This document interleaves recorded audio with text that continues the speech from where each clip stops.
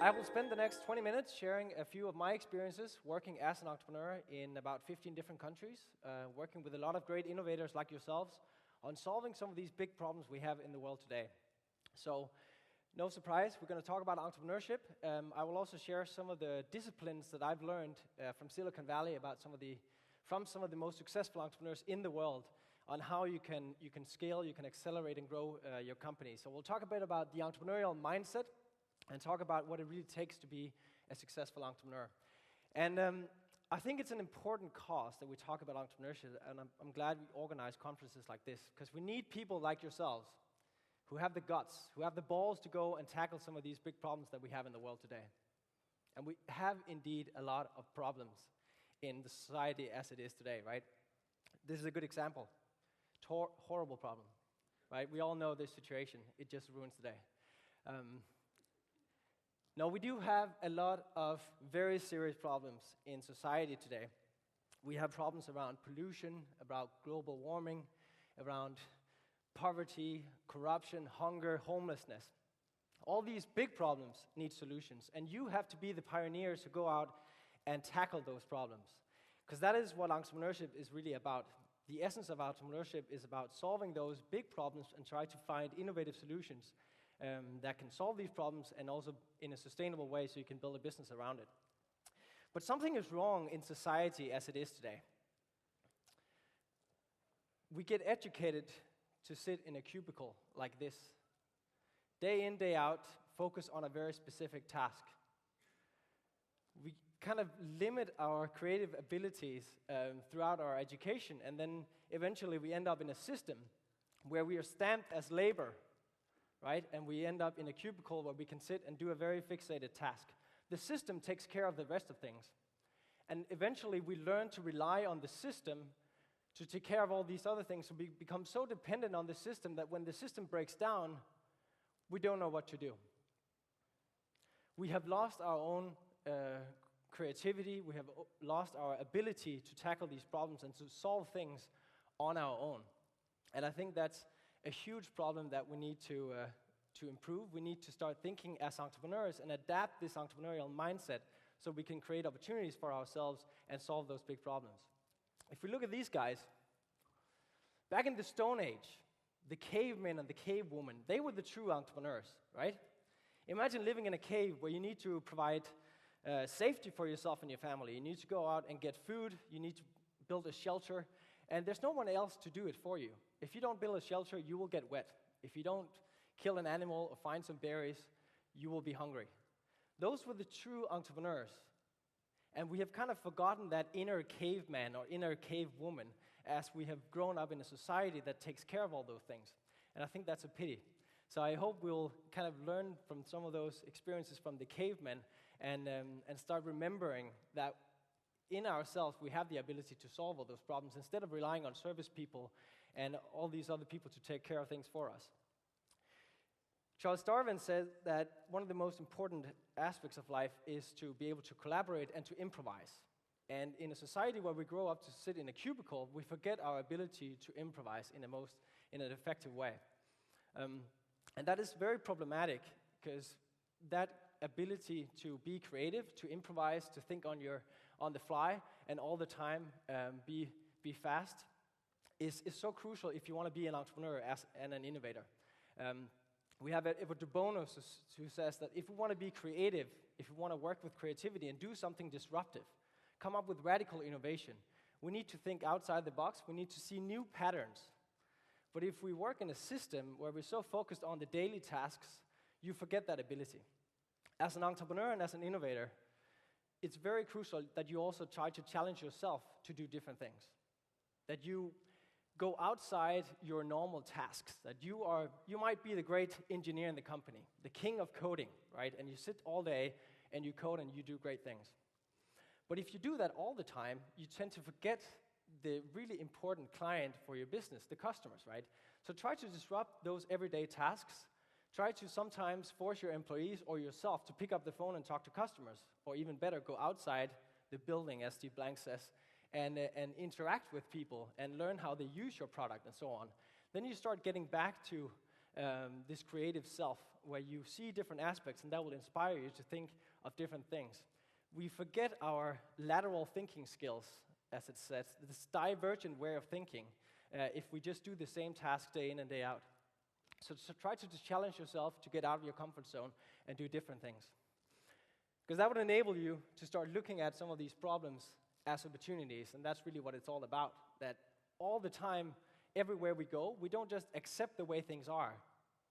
We look at these problems and we decide that we want to make things better, that we want to change things and actually come up with ideas for all these problems.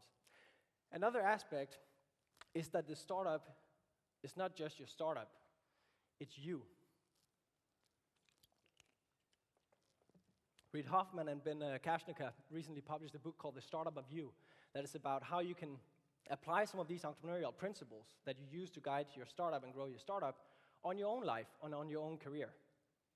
Very powerful framework, because the most important startup of all is the startup of you. And you need to consider yourself a moving, kind of constantly progressing person that you're interested in learning, you're interested in adapting to the environment you're in, looking at understanding your own assets, your own opportunities, how can you leverage your network to create more opportunities for yourself, etc., etc.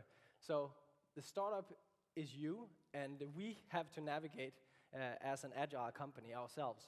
A good example of an entrepreneur is this guy from the Philippines, Demetrius.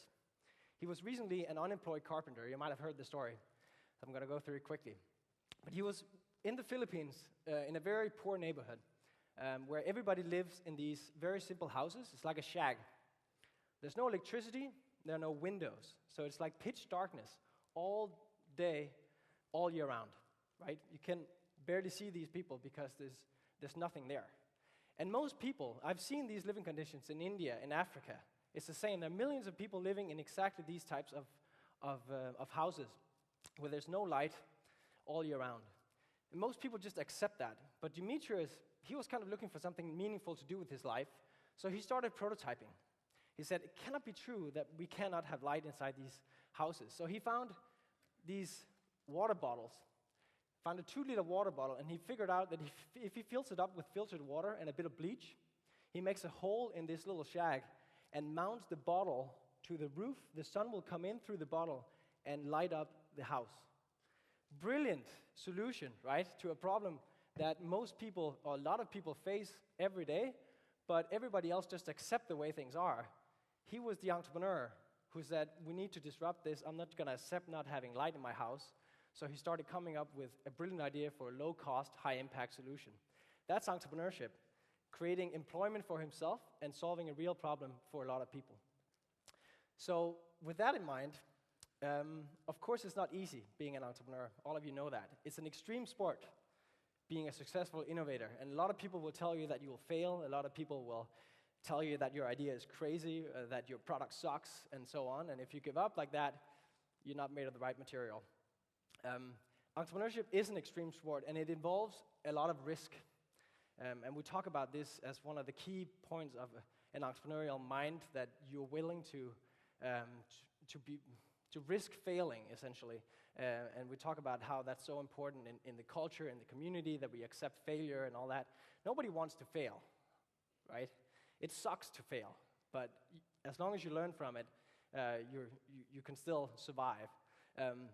But this way of looking at risk as something you want to avoid is also not helpful. Because every big opportunity out there involves a certain amount of risk. If there was no risk in doing it, everybody else would be doing it, and then there would be no opportunity, right? So being intelligent about how you perceive risk and doing those cost-benefit analysis, if you risk losing all your life savings and your house and the safety of your family, you might not want to do it. But taking a little bit of risk, if the opportunity is big, can definitely be worth it. So estimating the real risk is extremely crucial. A good example of how entrepreneurship can sometimes be pretty extreme are these guys. How many of you have used Airbnb? Excellent, a lot of them. Yeah, I used Airbnb here earlier this week in Barcelona as well, so it's definitely big over here in Spain as well. But these guys weren't always that successful. They were also a small startup struggling on how to survive and to get the first users. And they spent all their own money. They spent their seed money from YC. Paul Graham didn't really believe in them that much at the time, so they had to do something. They still believe in their idea, but they didn't have any more money, but they wanted to give it one more try, one last try. So what do good entrepreneurs do? They make cereal. This was back in 2008, where the presidential campaign was all over the news. Everybody was raving on either McCain or Obama, and everybody was trying to kind of show their support to one of the two candidates.